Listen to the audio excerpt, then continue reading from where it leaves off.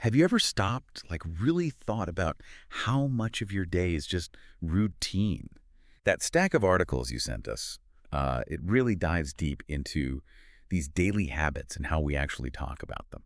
So today we're kind of dissecting your day, the routines, managing time, and yeah, those cultural bits that beddle up underneath it all. Yeah, and what's really interesting here isn't just the words themselves. It's the confidence, the power you get when you can actually describe your day clearly, whether it's just chatting with a friend or maybe in a job interview or even just figuring out your own plans, having that language. It's invaluable. So our goal here in this deep dive is really to help boost your fluency, sure, but also unlock those cultural things and give you clear takeaways, no information overload. Exactly. That's the mission. Pull out the best bits from these sources, the key words, the cultural surprises, the phrases you can actually use, basically a shortcut to feeling comfortable with this topic. It's everyday stuff, but it's so important. Okay, let's just jump in. The start of the day. For so many of us, the day kicks off with, well, a fight against that little device, right? Your sources really spotlight the alarm clock. It's not just telling time. It's kind of the morning bad guy sometimes, isn't it? And that classic move, hitting the snooze button. Oh, definitely. That universal plea for like 5 more minutes. Right. It's small. But knowing that phrase, hit the snooze button, it instantly connects you to that feeling, that resistance to starting the day. It's so true. That whole morning psychology is powerful. And then after the alarm battle comes the commute. That trip, home to work, home to school, it's a huge chunk of the day for lots of people. And it has its own vocabulary, like dealing with rush hour. Yeah. Rush hour. Exactly. Yeah. So knowing these terms lets you talk about not just what you do, but the whole feel of your morning, from groaning at the alarm to the traffic jam. Have you noticed just how much stress is kind of packed into that one word, commute? I have, absolutely. Especially if I've overslept. Suddenly my whole morning plan is just out the window.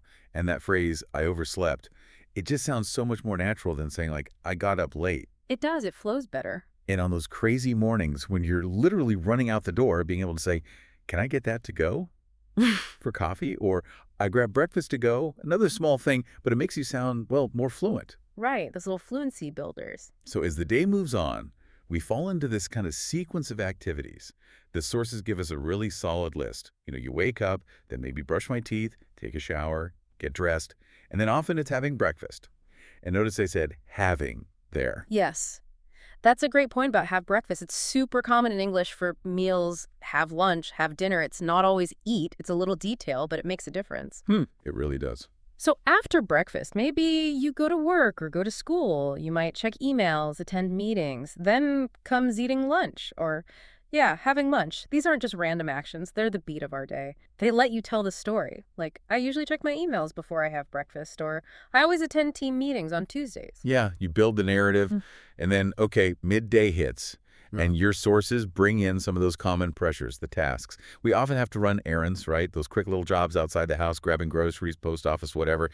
I need to run some errands this afternoon. Those little things that chip away at your time. Exactly. And speaking of time pressure, there's often that shadow hanging over us, the deadline.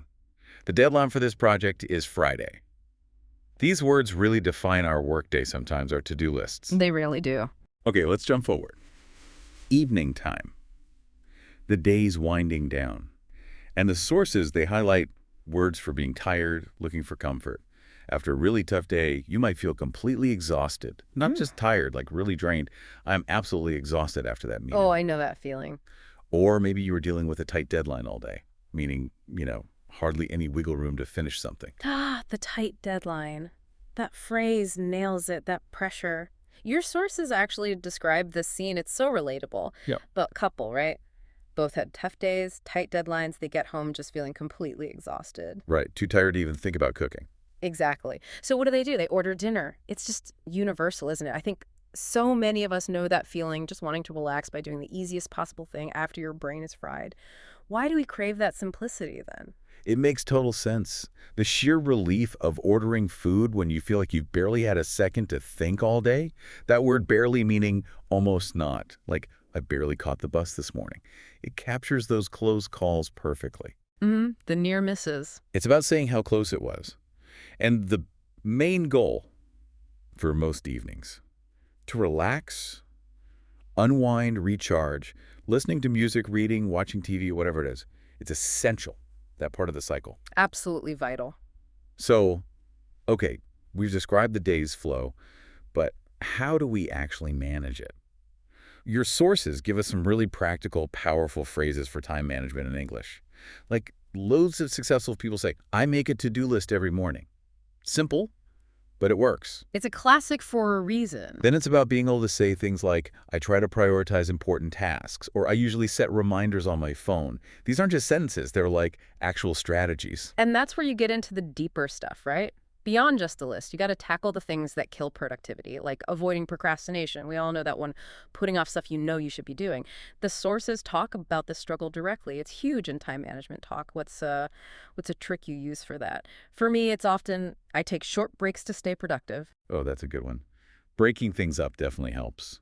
And your sources also bring in some, let's say, more advanced words for being really efficient, like the idea of trying not to multitask.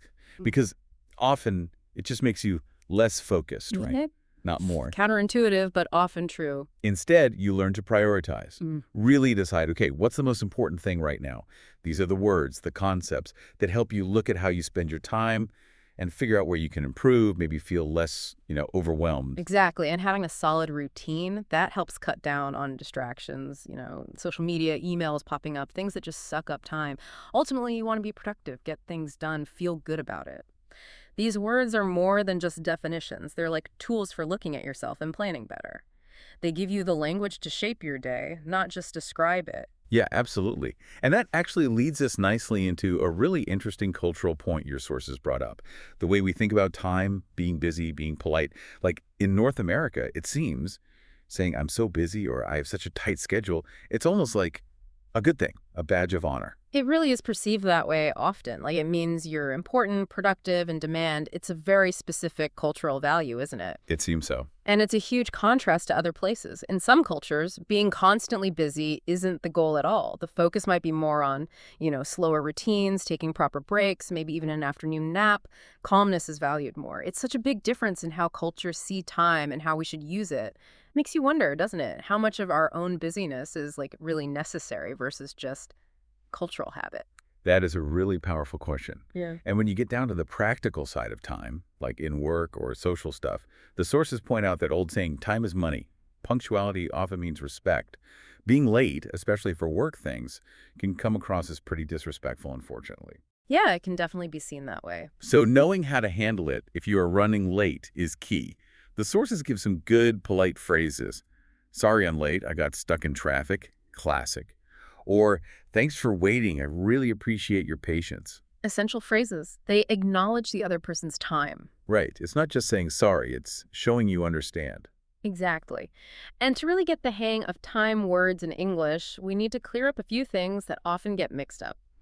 Think about on time, in time, and just in time. They sound similar, but they're different. Okay, yeah, break those down. So on time is punctual, exactly when expected. The train arrived on time. Simple. In time means you got there before the deadline, or before it was too late. I got to the station in time to catch the train. You had maybe a little spare moment, but just in time means you barely made it, really close to being late. I arrived just in time for the movie, the previews were already starting. Knowing those little differences makes your meaning super clear. That's a great explanation. Those little words make a big difference. Okay, so let's connect all this back to the grammar side of things for a second. For talking about your habits, your regular stuff, present simple tense, that's your main tool. Okay. I wake up at 7, not I am waking up at 7, for the routine. It's fundamental. Absolutely fundamental, and that brings up that common question. Okay, so when do we use present continuous for routines? Well, only if it's something different, something temporary. Like if your schedule changed for a bit, you'd say, this week I'm waking up earlier than usual. It flags it as unusual. Got it. Highlights the temporary change. Yeah. And quick reminder about those adverbs of frequency, usually, often, sometimes. Generally, they pop in before the main verb. I usually wake up early. Right. But if the verb is to be, they come after. I am always tired on Mondays. Right, that little to be exception. And one more thing to make your routine descriptions really flow. Sequencing words. Then after that, next, finally. They're like signposts. They guide the listener through your day, step by step. Makes it all clear, easy to follow, gives it that logical, natural sound. Totally. They structure the story. Now, Yeah. as we look through these sources, something else really stood out, that struggle we all kind of face sometimes. The obstacles like distractions, social media is a big one mentioned, and that constant battle with procrastination, putting things off that you know you should do now. Yes. And just being able to name those is a big step, isn't it? To actually have the language, to be able to say, ugh, I need to stop procrastinating, or express that feeling, man, I wasted so much time today. It's about acknowledging those common human struggles, really, moving from just feeling them to being able to talk about them. Okay, let's kind of wrap this up then. Quick recap. We've covered some really key vocabulary for just talking about daily life. We've unpacked useful phrases for managing your time better. And we even touched on those interesting cultural takes on being busy and why being on time matters so much. Yeah, and if we connect all that back, this deep dive, it's not just about learning English words, is it? It's really about getting tools. Tools to understand and talk about your own life, what's important to you, how you interact with the world, making your English feel like a natural part of who you are and what you do every day. So here's the final thought for you, listening right now. As you go about your day today or tomorrow, maybe think about this. How much of your own routine is something you actively chose, something you designed? And how much is just habit, something you do without really thinking? And maybe more importantly, what's one small thing, one tiny change you could make today to manage your time a bit better, or just feel more confident describing your day in English?